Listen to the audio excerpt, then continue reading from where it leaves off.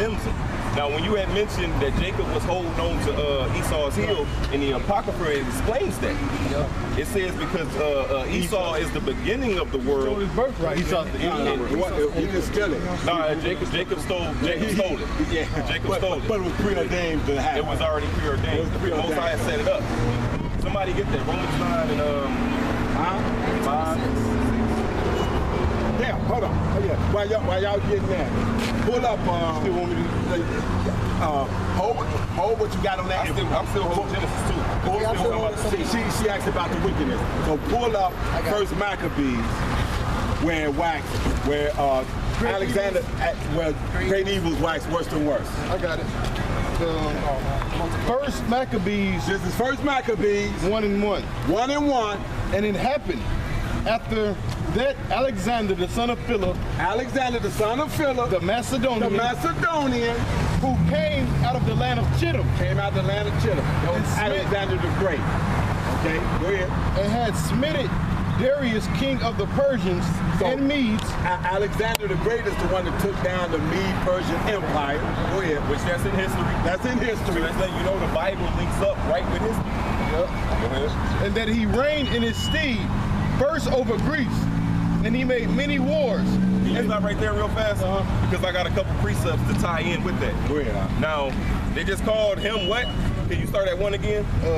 And it happened that Alexander, the son of Philip, the Macedonian, who came out of the land of Chittim, who had smitten Darius of the Persians and Medes. Okay, so they called him a Macedonian, right? This is Esther in the Apocrypha as well, chapter 16, because the back end of Esther is in the Apocrypha. The first 10 chapters, I believe, is in the original Bible, and then the other 5-6 chapters is in the Apocrypha. To let you know it was together at a certain point. It's Esther 16:10. It says, "For Haman, a Macedonian, the son of Hammedah, being indeed a stranger from the Persian blood, and a far distant from our goodness, and as a stranger received of us." So now this guy Haman, he was called a Macedonian, right?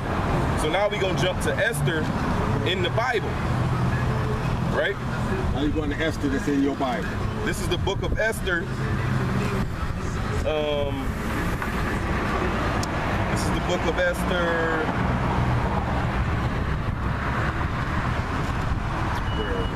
The 3rd chapter, right? This is Esther 3, and I'm gonna start at 1. It says after Hold on. You find it? Got it? 3 and 1? Okay, go ahead, Ali. It says, after these things did King Ahasuerus, which that's King Xerxes. We know about Xerxes. He was in the movie 300. You know, he ruled Persia. It says, after these things did King Ahasuerus promote Haman, the son of Hammedatha. So in Esther, in the Apocrypha, it called him a Macedonian.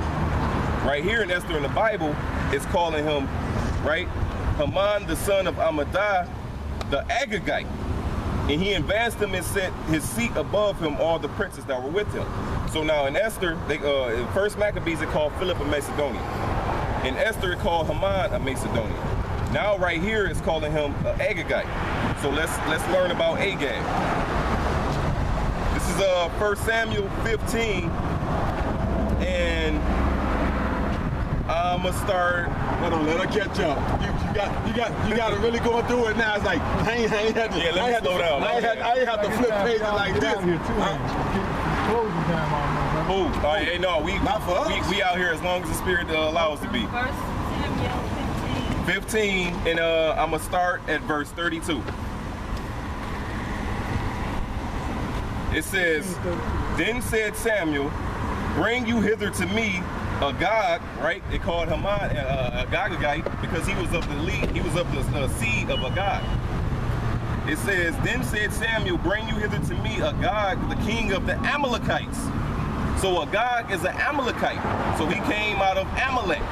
So now let's go to Genesis, because this is how Isaiah 28 tells you that precept must be upon precept, precept upon precept. This is how you teach the Bible. You don't read it through like a novel. put it together. The scripture says here a little, there a little. Like a puzzle. It's a puzzle, that's right. So that's why I'm going from here to here to here, because I'm putting that puzzle together so you can see the full picture. This is how you teach the Bible, right? So now I'm gonna go to Genesis. What's that, is it 32 when they give Esau's lineage? Is it 36? You got it, brother? Step up. No, I want you to start at, start at 8. This is, we going to Genesis 36 and verse 8.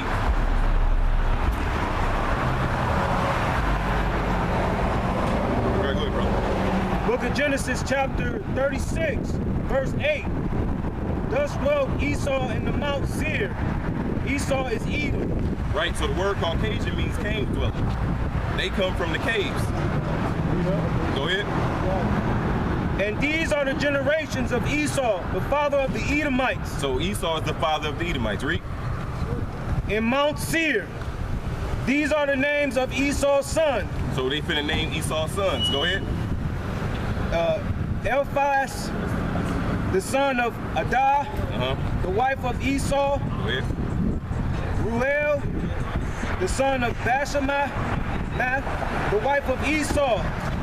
And the sons of Eliphaz were Teman, Omar, Zephyr, and Gatam, Keep going. and Kenaz. And Timah was a concubine to Eliphaz, Esau's son. And she bare to Eliphaz Amalek. So Amalek is a grandson of Esau. So he comes out of that line. So Amalek is an Edomite. Agag came out of the line of Amalek. So that makes Agag an Edomite. Haman came out of the line of Agag. That makes Haman an Edomite. Philip came out of the line of Haman. That makes Philip an Edomite. Alexander's father was who? Philip, a Macedonian. That makes Alexander the Greek a what? An Edomite.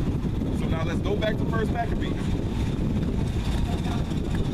Who's holding Maccabees? Yeah, they was holding Maccabees. Somebody was holding Maccabees? You want First Maccabees 1? Yeah, we. Okay. No, so we just had to give you the lineage so you can know the line that Alexander came out of. Go ahead. This is the First Maccabees chapter 1. And it happened after that, Alexander, son of Philip, the Macedonian. So now we know that these are talking about Edomites. Go ahead. Who came out of the land of Shineam. Go ahead. And smitten Darius, king of the Persians, and Medes. All that is in history, right? Go ahead. And that he reigned in his stead, the first over Greece. In his stead, the first over Greece, because that's letting you know he's the first Edomite to reign over Greece. Go ahead. And made many wars, and won many strongholds, and slew the kings of the earth. Slew the kings of the earth. Go ahead. And went through to the ends of the earth. Keep going. And took spoils of many nations. Keep going. And so much that the earth was quiet before him. Right, so the whole known world at that time, because over here, the Americas wasn't known, right? So the whole known world over there at that time, read.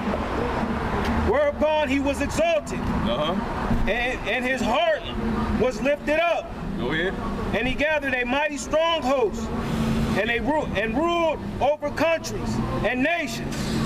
Keep going. And kings who became tributaries unto him. And after these things he fell sick and perceived that he should die. So all this is in history. You can go to your library or anything and you can find all this. Go ahead. Wherefore he called his servants. So he called his servants, read. Such as were honorable and had been brought up with him from his youth. Right, so in history it tells you that he parted his kingdom into 4 kingdoms. To Ptolemy, Lysimachus, Seleucid, and Cassander, right? Those is 4 generals. Read. Wherefore he called his servants such as were honorable and had been brought up with him from his youth. Go ahead, And so they let you know they were Edomites as well because they was brought up with him from his youth. These are his friends, right? Go ahead. and parted his kingdom among them And parted his kingdom among them. Read. while he was yet alive. While he was yet alive. So they teach you that he died, and then they fought for the kingdom. No, he gave them each different pieces of his kingdom while he was yet alive. Read. So Alexander reigned 12 years and then died. And then died. And his service bearer ruled everyone in his place. Right, everyone in his place. So now, that's when Egypt became Edomized. That's White people. That's when you see the pharaohs becoming white. Because Ptolemy went and took over Egypt that Alexander gave him, and he put on the Egyptian garb and set himself up as pharaoh. Those line of Cleopatra's, those were Edomites. Those were so-called white people. Now, all them whites were kind of like bad people, wasn't it? Edomites? All them was like bad people. Edomites, all them white people God talks about. All the mites? Mites is just basically No. like whoever you come from, Right. is your people. Like we are Israelites. Yes, we're Israelites. You know, the word "ite" basically means you belong to that. Israel, we belong to Israel. You know? It's basically what's it called? It's like a Chicago. Right. Yeah. It's like saying you a Chicagoan or you a New Yorker. You know? Right. All right, go ahead, brother. And after his death, they all put crowns upon themselves. So when he died, they set themselves up as rulers, and they It's a fucking ruler, like I said. So did their sons after them. So the lineage started being passed to their sons. Go ahead. Many years. Many years. And evils were multiplied in the earth. And evils was multiplied in the earth. Somebody get Malachi 1 in verse 5. So when we stand out here and tell you that the Edomites were wicked or are wicked, Okay, let's keep reading. Keep reading. go ahead. It says evils were multiplied in the earth when these people got dominion of the earth. That's why Job 9 and 24 says the earth is given into the hands of the wicked. Proverbs 29 and 2 says when the righteous rule, the people rejoice. When the wicked rule, the people mourn. What's the state of the world in? They mourn. We see it? Right? Go ahead, brother. And there came out of them a wicked root. And there came out of them a wicked root. What was his name? Antiochus. Antiochus Epiphanes the fourth. He put hell on our people, man. When you go through the history and see what he did, in the book of Maccabees tells you what he did to our people. But that's it on that. Somebody get Malachi. Start at 4. Malachi chapter 1 verse 4. It says, whereas Edom saith, we are not. Start at 3. It says, and I hate Esau. So the Lord just said he hated Esau. So when people go ahead. This is Malachi. The Lord said it. Malachi 1 and 2. Go ahead. I'm gonna start from 1. It says, the burden of the word of the Lord to the Israelite by Malachi. It says, I have loved you, saith the Lord. And he's talking to Jacob. Yet, 12 tribes of Israel. Go ahead. yet ye say, where hast thou loved us? Yet our people say, the Lord don't love us. You ask a random guy walking down the street right now, the Lord love you. You say, how? Look at the situation we in. But we put ourselves in that situation. Deuteronomy 28 tells you from verse 1 to verse 14 tells you the blessings that we would get if we would continue in the law, statutes, and commandments. From 15 all the way to 68 tells you the curses that would happen unto us if we didn't follow the commandments. One of those curses in the 68th verse, the brother finna get the sign. Do we have it? Which I just tell you. You shall be brought into Egypt again with ships. Where is the slave? How do we get to America? In ships. What's on the back of your dollar bill? A pyramid. Egypt is symbolic of slavery. So in the 68th verse in Deuteronomy 28, it says, the Lord shall bring you into Egypt. It means the Lord shall bring you into bondage again with ships. We came into America on slave ships. That's a sign letting you know who we are. And to line back on what this brother's saying, we was brought in, but 100 years before that 1600 or so slavery that we started being brought over here, the Northern Kingdom from here down was being loaded on them ships and taken to Portugal, Spain, and the Moors that was over there in Portugal, Spain was being brought over here. Because it's the same thing. They was brought into Egypt with ships too. That's right. It means bondage. Bondage. They was brought into bondage on ships as well as us. Same thing they trying to do now. People don't even realize it. So like, jump back to Malachi. 28. 28:68. A land that we don't. If you read the so-called New English translation, that's how they translate it. But you want to stay away from that. You want to stay with the King James, because in that New English translation, they soften it down a whole lot. Like if you go and read Jeremiah 14:2, it'll tell you that they wear black and they in mourning, as opposed to they are black unto the ground, talking about your skin tone. Go ahead. And it says, was not Esau Jacob's brother? Saith the Lord. Yep. Yet I have loved Jacob. Yet I have loved Jacob. And He I loved Israel. So that means the Lord loves us, right? Go ahead. And I hate Esau. The Lord said He hated Esau. And you say again, But the church tell you that God loves everybody. Now, when you go to Romans, the 9th chapter, because they say the Old Testament done away with, which is a false statement, the Old Testament is just as relevant as the New Testament. But in Romans, the 9th chapter, Paul repeated the same thing right here in Malachi. Yep. Somebody get that? Just like you did. This is Romans. Just like you did in other books like Hosea and Isaiah, man. He just quotes what other prophets said back in the Old Testament.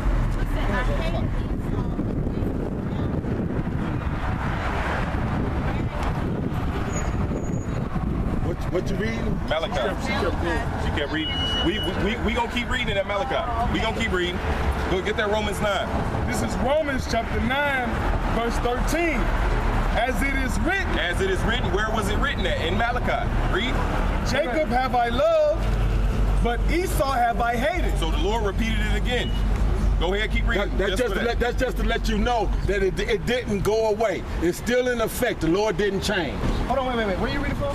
Romans 9 and 13. Go up to 12. All right, verse 12. This is Romans chapter 9, verse 12. It was said unto her, the elder shall serve the younger. Go ahead. As it is written, Jacob have I loved. Hold on, go I might as well up. start at 11. Yeah, go ahead. All right, this is Romans chapter 9, verse 11. For the children being not yet born. Right, so when the children was not even born yet, the Lord was already loving Jacob and Esau. It Go was ahead. preordained. It was preordained. All right, go ahead. He says, for the children being not yet born. Yeah, that's how you know that when Jacob came and they said when Jacob took Esau's birthright, it was already preordained. The Lord already wanted to happen like that. He had already told Rebecca. He already hated Esau before he was even born. Like it just said. Go ahead. It says, for the children being not yet born. Yeah, not yet born. The children wasn't even, probably even came out of the stomach yet. Go They were ahead. fighting inside the womb. Yeah. It says, neither having done any good or evil. They just, children haven't even done nothing yet. For the Lord to hate Esau but love Jacob. Go ahead. It says that the purpose of God, according to election, might stand. Go ahead. Not of works, but of him that calleth. Go ahead.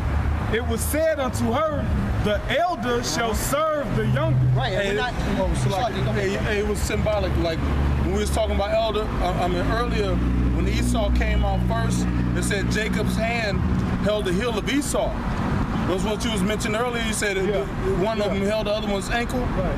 Well, that was symbolic as Esau, who was the so-called white man. That was symbolic of him ruling first, and then the rulership of our people coming in after his is over. And that's why it says in the Apocrypha, it said Esau is the end of the world, and Jacob is the beginning. Yeah, somebody grab that. And him holding that foot is pulling them down. And that's what we out here doing right now with these scriptures. We pulling Esau's kingdom down. And now if you look up the word Jacob, they take that scripture and completely twist it around, because they say the word Jacob means heel, hoe, I think. But if you go back to the Hey, you Hebrew. know what? It's even an old Negro spiritual. You say, Satan, we gonna tear your kingdom down. I got that in Right. The word Jacob means supplanter. Yeah, it comes back from the Hebrew word Yaakov. So he supplanted the birthright out of his ass. tricked him. Yep. Which, you know, it already tells you if you actually read the story, Esau didn't want it in his first place because he sold it despised it. for one morsel of meat. Yep. Though Esau despised his birthright, you know? Go ahead, bro. 2nd Ezra 6 and 9. Because what this Bible tells you that this is only for Israel. This Bible is not for nobody else.